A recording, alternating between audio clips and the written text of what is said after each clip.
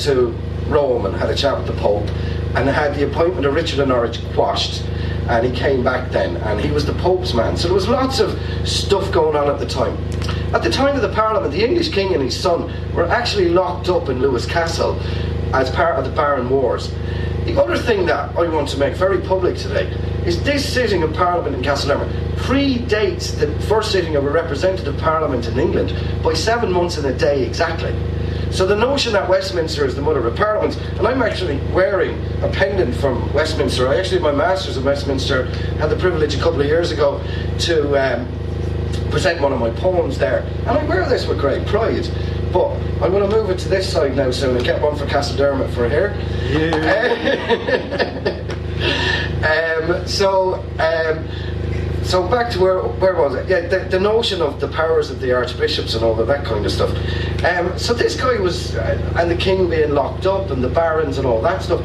So, and I got into some trouble at the beginning because I kept calling it an Irish Parliament. And I suppose it is really, and it's led me to question the notion of when did Irishness begin? You know, because I don't think that these were Cambrian Normans. They were probably born in Ireland, many of them. We're here in Huntingdon Castle. You know, there's a whole link in this area to Strongbow, the Kavanaghs, all of that kind of stuff. You know, and so that notion of is it an Irish, you know, people got quite precious, and I had a big row one evening. I was presenting this, and someone got quite animated about this notion of there were robber barons, and there were this, and there were that, and they weren't Irish, and da da da da da. Go on. There's a few of them in the current Parliament. How am I doing for time? No, you're okay. Are we okay? So basically, that was great, and this guy then, because I'm not a historian, yeah, rang my colleague Peter Brook, I can say this openly, and he said, this is terrible and rotten and horrible and who is this guy and whatever, and he went on and on and on and on, and I'm not going to tell you exactly what his name is, but he's definitely Norman, yeah, and his surname is definitely Norman, and not only is it Norman, but one of his relatives was at the Parliament. One of his namesakes was at the Parliament. So he was going on and on and on and on. And the next thing then, the guy, my colleague in Trinity, said, and what would your name be again? And he said it was X, and he started laughing. He said, I've just gone through the list of the work that my colleague Paul has done, and it would appear that one of your ancestors was present. So it's always a bit careful. 5? Okay, thank you. So I've waxed lyrical mostly about Castledermot, but I'll talk a brief bit about the Carlow link and why that has become an interest of mine. It's also the 650th anniversary this year of Carlow actually being the administrative capital of Ireland. How did I find that out? Well, I actually found that out, kind of knew about it. I want to thank a lady called Philomena Connolly, who's written a really good piece on this, which you can access. It's very good, very thorough.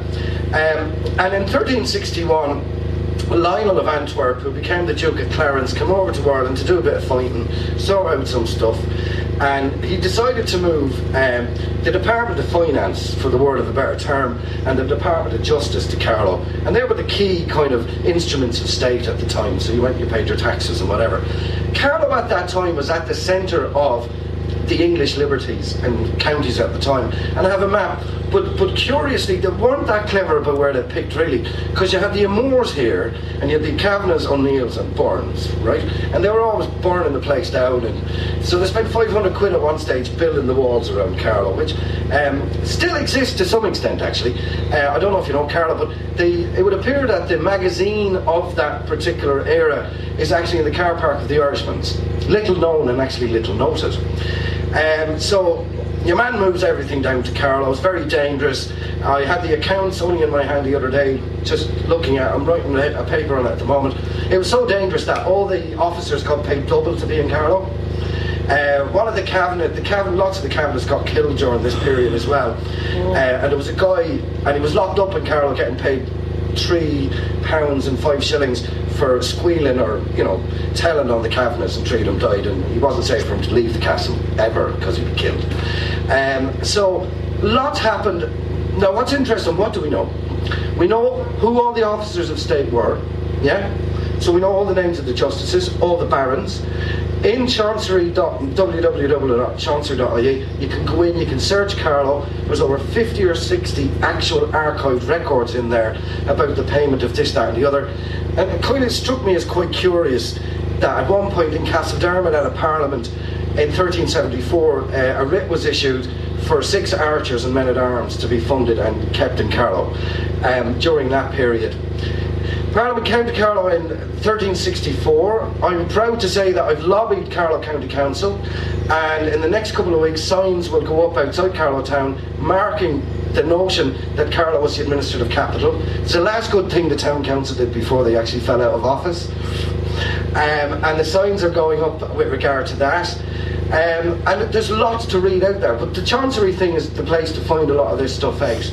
And I'll take some questions now as well. So there's lots of information there. I want to close with a bit of a clanger, a real good one. When I was researching all of this, and when you write for publication, you need to have your sources correct and whatever. And I was curious as to why the hell the King of England was only the Lord of Ireland. Okay? And I was going, that doesn't seem right. Why is only the Lord of Ireland or the King of everywhere else? And then we find ourselves in a position where I unearthed the famous Adrian VI Papal Bull, which gave in... Adrian IV, actually. Adrian IV, sorry, I beg your pardon. Well, that's just getting a V back to front. Anyway, thanks for the clarification. But anyway, he was the only English king, or English Pope, who gave Ireland to an English king as a papal possession in 1156. This is true. So the notions that the Kavanaghs were responsible for all this nonsense and the McMurraghs and all the rest is actually not the whole story. The king had already got permission to go and take Ireland, and it was a papal possession. Peter's Pence, people heard of Peter's Pence? Peter's Pence is the actual heart tax that the Pope asked the king to levy back to Rome as a result of giving him Ireland as a present. And that still happens to this day. So I'm rewriting a bit of history here, and I'm basically saying the Kavanaghs only they were, they used an opportunity to their advantage, but the king already had permission. Thank you. Thank you, Paul. So what you're saying, Paul, is like everything else, you're blaming the church. Absolutely. Okay. Let's get now. Can I just say that I went to obviously the Christian Brothers never told me that when I was going to school, and I often wonder why didn't they? Go on. Now, do you have any questions there? And we have a radio mic. If anyone would like to make a contribution from the floor. While you're gathering your thoughts, I just want to ask a question, Paul. Yeah. And this bears back on the person who objected to it being described as an Irish Parliament. Was there any Gaelic Irish representation at this assembly? It would appear not. The magazine is going round there. Yeah, by the way, do resist the temptation to read the whole magazine. Just look at the pictures and pass it on, please. And I have a list of the knights who were present. No, it would appear the knights were Cambrian, the Cambrian Norman kind of descendants. There is a record from 1244 which justifies they were the same guys, but it would appear that no, they were certainly the Norman descendants. And the Irish don't. The Irish Gaelic ascendancy don't appear to be present. Okay. Now, hang on. There's maybe a reason for that, though. A lot of them, these people were over fighting as part of the Barons' Wars in England at the time as well, including, by the way, Folk Sanford was over in England at the time. So, of the people that were there, so there might be many reasons why, but no, it would appear that it was, a colonial parliament. Okay, but just zooming in even more, how geographically, how representative was it of the Anglo-Norman lordship? Oh, well, it would appear to me it was quite representative, because basically, if it was modelled on the English system, there was one representative for each liberty or county. Yeah, so there were about, I think, 12 liberties and 12 counties roughly. So there were 26 people there. So on that basis, now I've done a bit of work around trying to source the names and linking them geographically, historically, to areas, so there's like powers, parcels, whatever, and I can actually link a good few of them to paying what's known as knights' fees in a publication from 1244. So from what I can see, yes, it was representative.